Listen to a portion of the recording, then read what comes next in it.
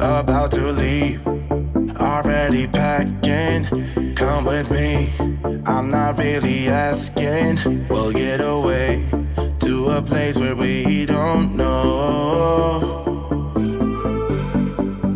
About to see the world in action, what we can be, life with no distractions. We'll get away, this is what we waited for. Take my hand, we'll make it somehow. We can't miss out. I'm done living life with the lights out. Die with my own doubts. Be free with me. Let's be free with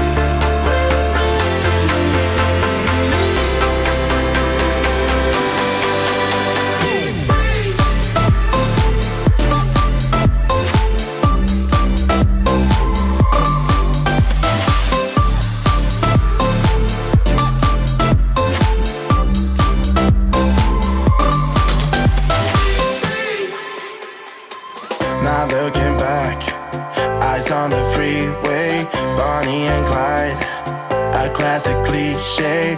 We're on the run, this is what we waited for. Take my hand, we'll make it somehow. We can't miss out. I'm done living life with the lights out. Die with my own doubts. Be free.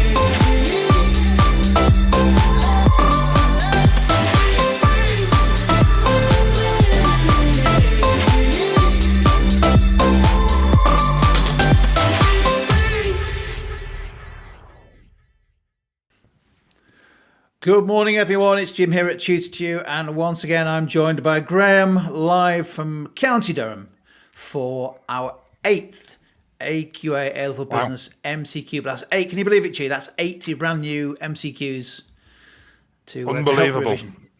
Unbelievable. We've got quite Fantastic a mix. stuff. Yeah, we've got quite a mix of topics, or lots of people coming into the chat window as we speak to the live session. So a warm welcome to everyone who's joining us live. And of course, if you're watching on the replay, good afternoon, good evening. Thousands and thousands of people are watching the replays on these. I think we're up to something like 25,000 who've watched the previous 7 sessions, which is fantastic. Of course, if you're watching on replay, you give yourself some extra time because you can pause the video to work through these questions. But I guess, G, the pressure is on if you're on live, isn't it? That is very true. So if you are watching the recording, by all means, pause the video to take your time with the questions. But if you are taking part live, then please do use the chat window. So we have 10 MCQs, as previously mentioned by Jim. Each question will have 4 possible answers, A, B, C, and D. It would be really good if you're watching this live to type your answer into the chat window. I do think we've only 1 or 2 calculations, I believe. Yeah, not too many today, which is not too many, but we've got a real broad range of questions, lots of models and theories. Great to see some familiar people on there. We've got Richard there, we've got Marcus back, and Tom. Great stuff. Yeah. Should we make a start? Let's Jim? do it. Should we get this show on the road? Let's do a warm-up activity whilst more people are joining us live, and then we'll get in. The MCQs, we've got some new models and theories we've not covered before in the previous 7, so it'd be interesting to see how we all get on this week. Definitely, and keep a tally, please, if you're watching this live, of your scores as we go through. So this is the big reveal. If you've joined us before, you will be used to this activity. We have an iconic product, I think, here, and there are 5 clues alluding to that product. So all you need to do is if you think you can work out the product by the clues, then please type your answer into the chat window. So this product was first made in York in 1932. So if you think, I know a product that was made in York in 1932, then type that into the chat window. I think we better move on. Let's have a look at clue number 2. So the product is now made in France and imported into the UK. There's a special term for that, I think, Jim. If anyone knows that, could you type in the chat window, what do we call it when production is moved overseas? Being told a big shout out to business students at St. Bernard's. They are the best, says Mrs. Stenhouse. So a big shout out to all the St. Bernard's business students. It's great to have you on board.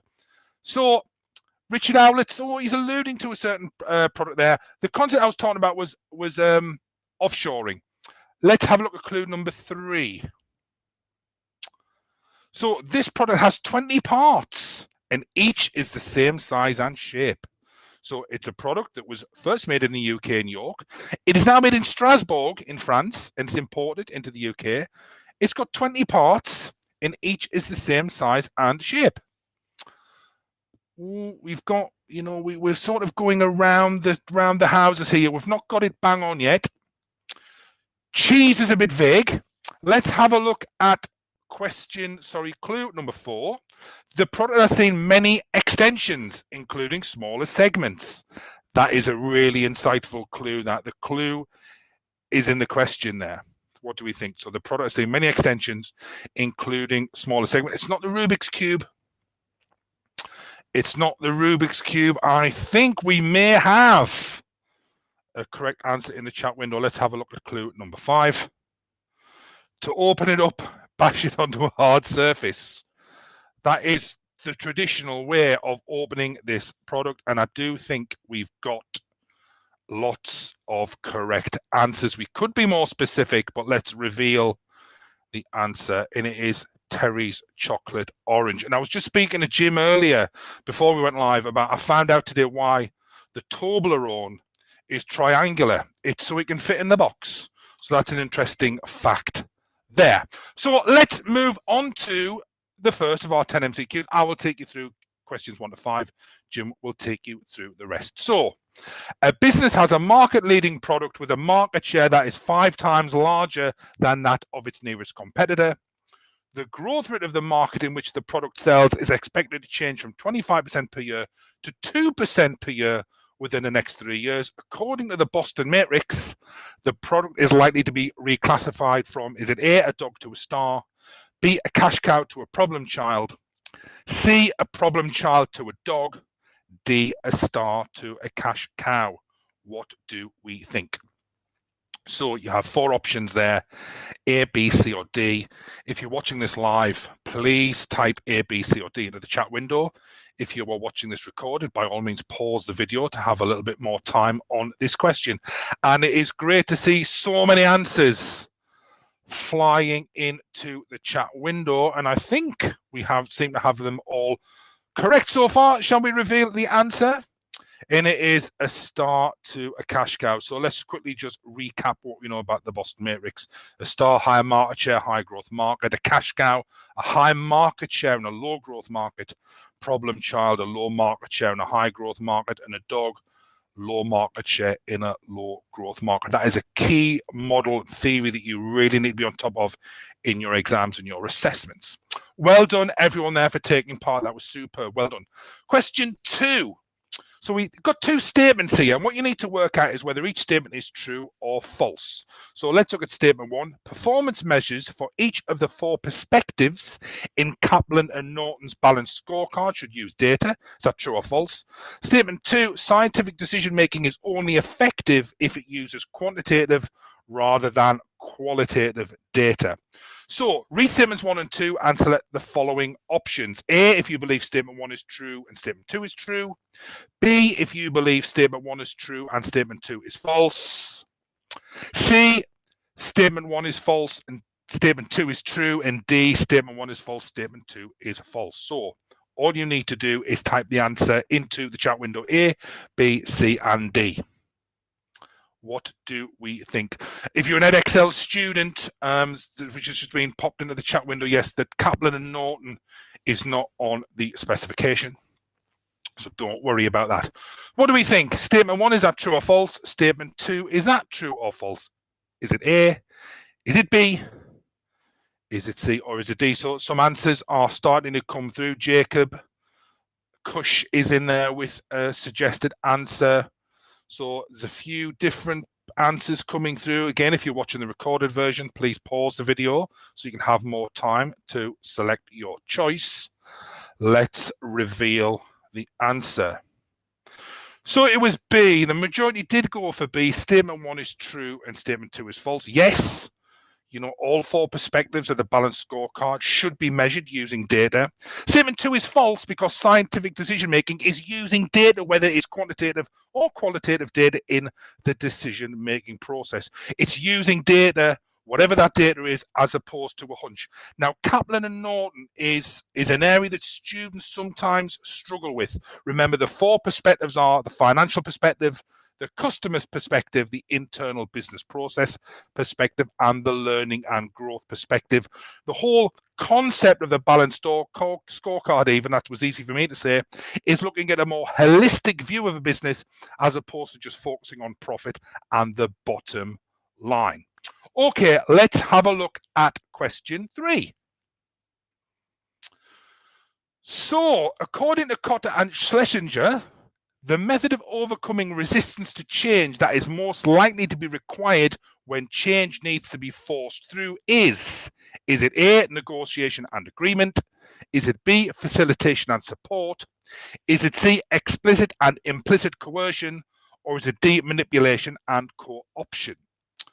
So again, another really key model in theory. So you need to know about the 6, reasons why, some people might resist change, and also the different ways in which resistance to change can be overcome. So what do we think? Which of those is it? Is it A, is it B, is it C, or is it D? So some answers starting to come through now, which is great to see. What do we think? A few more seconds. Again, if you're watching this recorded, please pause the video so you can have some more time. So lots of answers coming through on the live chat window. And I think the majority have gone for C. Shall we see what the answer is? And would you believe it is C? So this is obviously very much a last resort in overcoming resistance to change if all other methods fail. Now, employees may not agree with the change, but may just have to do it because there is no other choice. Now, maybe over time, people will accept the change and no longer resist it, especially if the change is successful. But there's a real link here between employer and employee relations. If the change is forced through, it can damage trust, it can damage employer-employee relations, especially if the change fails. A sort of, well, I told you this wouldn't work, sort of, culture can emanate if change is forced through. You did really well there. That is a tough question, and the majority got the answer right. Okay, let's have a look at question 4. So you've got a chart on screen showing data relating to the sales revenue and gross profit of a business between 2018 and 2020. A management forecast based on extrapolation of the trend shown would suggest that in 2021, the business will have A, lower sales revenue and a lower gross profit margin, B, lower sales revenue and a higher gross profit margin, C, higher sales revenue and a lower gross profit margin, or D, higher sales revenue and a higher gross profit margin. What do we think? So, extrapolation, looking at past trends and projecting them forward. So we've got some data relating to sales revenue and gross profit. Based on the trend, would we have lower sales revenue, lower gross profit, lower sales revenue, higher gross profit, higher sales revenue, and lower gross profit margin, and higher sales revenue and a higher gross profit margin? So again, if you pause the video, if you're watching this recorded to have a bit more time, it seems to be, lots of answers coming through, that the majority are going for, it seems to be split between C and D, and I can see why some students may have went for D, but let's have a look at the answer. It was C again. Now, I think some misinterpreted the chart and saw gross profit, where the answers alluded and referred to gross profit margin. It's clear to see that the revenue, the sales revenue trend is increasing, but the gross profit margin is decreasing. In 2018, the gross profit margin was 70%. You can work that out, 350,000 divided by 500,000 times 100. In 2019, the gross profit margin decreased or went down to 65%, and in 2020, it went down to 60%. Therefore, the trend is higher sales revenue and a lower gross profit margin. Okay, the final question from me is question 5. Which of the following is an example of intrapreneurship? So which of the following is an example of intrapreneurship? Is it A, Alicia set up an online business selling innovatively designed candles? She's waxing lyrical about that business. B, Billy leaves his salaried job to work as a self-employed decorator. C, Carla identifies a way to reduce the waste in her employee's manufacturing process. D, Deshani invests in shares issued by a public limited company. Is it A, is it B, is it C, or is it D? So I think we are on top of our intrapreneurship knowledge and understanding. Let's reveal the answer. It was C. Now, before I hand you over to Jim, intrapreneurship was examined in 2018, and it was answered really poorly by a lot of students. Now, remember, intrapreneurship is where businesses allow employees and managers to be more entrepreneurial at work, encouraging creativity and innovation, and giving more independence to the workforce. Very much about creating an environment where risk-taking is encouraged. Now, in 2018, there was a 9-mark question related to intrapreneurship, and it seemed that students just struggled with the term. Many students confusing it with internship, business angels, but also Kaizen. So many students focus more on Kaizen as opposed to being entrepreneurial in the workplace. As always, accurate knowledge and understanding is the foundation for strong answers. So make sure you are familiar with every key term and concept in your specification as you move into your exams and assessments. That's all from me. I'm going to hand you over to Jim now, who's going to take you through questions 6 to 10. Yeah, thanks, G. Yep. So on 6 to 10, I think we've got one sort of quantitative question in the last 5. The rest of them cover some models and theories and concepts that we've not tested so far in the first 7 of these MCQ blasts. Here's question 6. And this one is on Greiner, or Greiner's model of growth. A recently founded and fast-growing retail business decides to implement greater centralization over functions such as marketing and HR. The aim of the change is to establish more direct management over different parts of the business. So, according to Greiner, after having done that, what is the next crisis of growth likely to be? So the business has implemented centralization and more direct management over different parts of the business. According to Greiner, what is the next crisis that you might expect? Not certain, but you might expect based on what they have already done. Is it a crisis of autonomy, control, red tape, or leadership?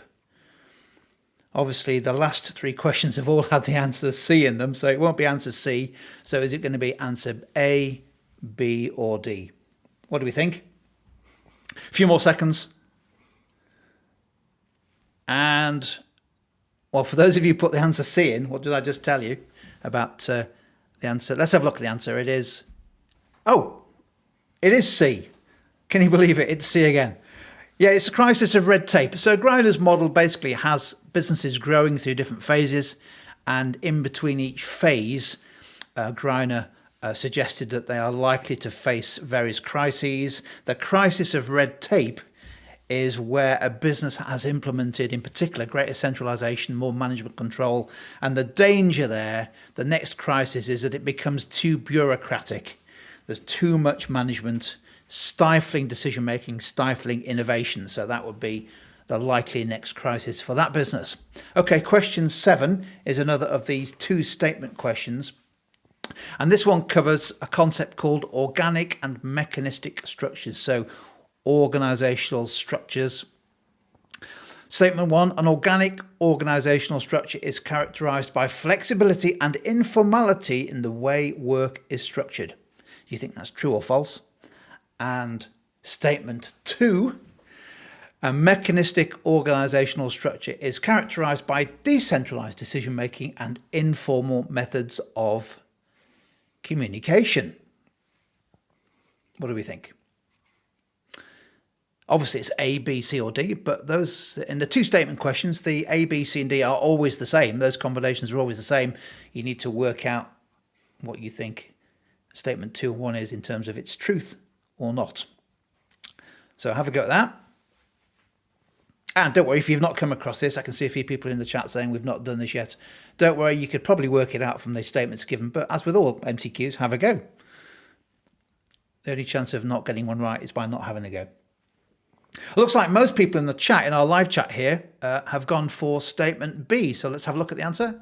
And it is indeed B. We've got some particularly sharp people here on our live chat. Hopefully you got that too on the replay. Yeah, organic structures are very much all about flexible working, informality, organizational structures that change in response to changing conditions. And of course, during the COVID pandemic, we've seen lots of great examples of that, where organizational structures have perhaps moved away from being mechanistic to becoming much more organic. For example, the encouragement of greater use of flexible working, working from home. And of course, you might argue that is going to become a permanent feature of life in many organizations. A mechanistic structure is the opposite from what's described there. It's very much characterized by formal methods of communication, centralized decision-making, bureaucratic hierarchies, a bureaucratic approach to decision-making, tall hierarchies. The mechanistic structures increasingly are seen as a bit anachronistic, outdated in this fast-changing business environment. So well done if you said B. Okay, we've got 3 left, and this is the only one that requires you to think about some data. The data on the table there shows some information, some data relating to 2 aspects: the rate of inflation and the pound-dollar exchange rate. And the data is given for 2019 and 2020. So looking at that data, which of the following statements, and just one of them, is true about that data? So is it prices fell and the exchange rate appreciated? Is it that prices fell and the exchange rate depreciated? C, prices increased and the exchange rate depreciated? Or D, prices increased and the exchange rate appreciated? What do you think on that data? A few more seconds to have a go.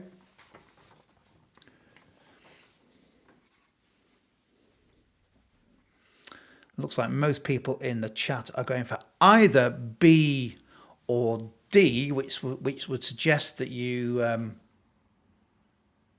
Actually, B and D are sort of inconsistent with each other there. So some people thinking prices fell and the exchange rate depreciated, and then D is almost the opposite. Most people, though, who've taken a bit more time are going for D. How did you get on if you're watching this on replay? Let's have a look. The answer is, of course, it is D, yeah. So a common misconception with inflation is if inflation is falling, the rate of inflation, then prices are falling. Well, that's not true. If the rate of inflation was negative, then prices will be falling. But a fall from 2.5% in 2019 to 1.5% in 2020 simply means that the rate of increase in prices is slowing. But prices still rose in 2020 by 1.5%. So, yeah, prices increased, therefore it must be C and D. And in 2020, the exchange rate increased. It appreciated. In other words, it was a stronger exchange rate for the pound compared with the dollar. So statement D was the only true statement. 2 more to go. How are you getting on? This one tests 2 concepts in the same question. What a smart question, very much in the AQA mold these days. A product has a PED, a price elasticity of demand of minus 2.0, and is nearing the end of the maturity phase of its product life cycle. Which of the following extension strategies would be most likely to succeed if the business has an objective to maintain existing sales volumes? Maintain existing sales volumes. So which of those 4 options, given what we know about its PED, is most likely to achieve that objective? Is it A, lowering the selling price by 10%? Is it B, launching a replacement product at a higher price? Is it C, reducing the number of channels used to distribute the product? Or D, repositioning the product as a premium product at a higher selling price? Thinking about the evidence given to us in the stem of the question about what that product is, which of those is most likely to achieve the objective? Bill has said, I believe it's A, Jim. And I believe that Bill believes it's A. And therefore, Bill, well done. Hopefully you're right. I think you knew you were right. It is indeed A. Lots more people coming through with A in the chat window. Yeah, a PED of minus 2. Well, clearly lowering the selling price, that should increase the quantity demanded. And the PED suggests that the quantity demanded would be very sensitive to that lower price. You might expect, therefore, the percentage change in demand to be 20% if that PED holds. So that would definitely help achieve the objective. Launching a replacement product, well, that in theory replaces the product, therefore sales volumes will fall. Reducing or narrowing the distribution channels, that won't help. That will just mean fewer lower volumes are sold. And repositioning the product as a premium product at a higher selling price, well, that would suggest that the volumes would fall even if the selling price increased. So therefore A. Well done. Okay, last question. And this just picks off a couple more topics on the AQA spec that haven't been examined or assessed many times in the first few years. Statement 1, enterprise resource planning. Do you know what that is? Does that involve the use of software to integrate and manage different functional areas? Is that true or false? And statement 2, the use by business of big data involves collecting and analysing large data sets to inform decision making. So what do you think about those 2 statements? Are they true or are they false? Last question for this session. What do we think? Enterprise resource planning, you ever come across that term? ERP, it's often shortened to. And of course, good old big data. A few more seconds to have a go. Bill has hedged his bets on this one and has suggested that I think he's narrowed it down to either A, B, C or D, which is good work, that, because that shows, narrowing their options down. Looks like most people have had a go. Let's have a look. The answer is, it is A. Yeah, it is. ERP, Enterprise Resource Planning, very costly software, very complicated software, but essentially what it tries to do is integrate the business functions into one software system that manages everything together. For example, managing the sales data, the customer service functions, the HR functions, the inventory management functions, all using one piece of software. Of course, if it doesn't work, you just switch the whole thing off and switch it back on again, and hopefully everything starts to work again. Big data are very much about collecting large data sets. Those can be from digital sources as well as from traditional non-digital sources. Superb stuff. Right, now it's time for you to count your answers up. We always aim for 5 or more. Whilst we're doing that, we're going to do a quick 60-second challenge. And your task on this one is to name in the chat window the last winner of The Apprentice and what was the name of the business that he or she set up. Have a go at that.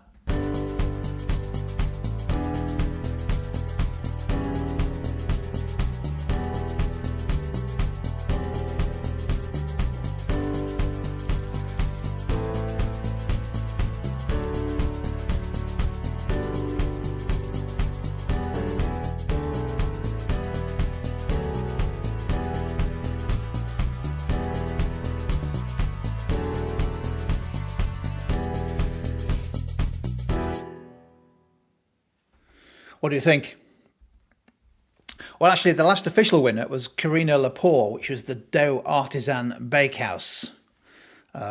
Interesting business. That was the 15th session of The Apprentice. We are through. How do we get on in the chat window? Put your answers into the chat window to tell us what the scores were. Did anyone get anywhere close to 8, 9, even 10? I thought today's questions were pretty challenging. Maybe not quite as hard as last week, G, but still a good mix. Yeah, some tough ones there and some new models and theories that I don't think we've covered before or not covered a great deal. Kotter, Kaplan and Norton, ERP, lots of good stuff there. Great answers as well. Yeah, superb stuff. So that is now 8 revision blasts we've done. We've got 2 more already scheduled, I think, for over the Easter holidays. That will give us 100 new MCQs that you can use to test your knowledge and understanding of all the AQA concepts, or even some other examples if you're doing it. And of course, it's just possible that some of these questions might appear in assessments that your teachers are creating or will create over Easter. Who knows? So it might be worth going back over some of the previous revision blasts by going to tutordu.net/live. If you go to the replay section and just filter it by business and A-level, you'll see all the previous sessions. Yeah. And you can also download all the PowerPoints as well, so if you want to work through those questions as part of revision. Definitely. And Easter.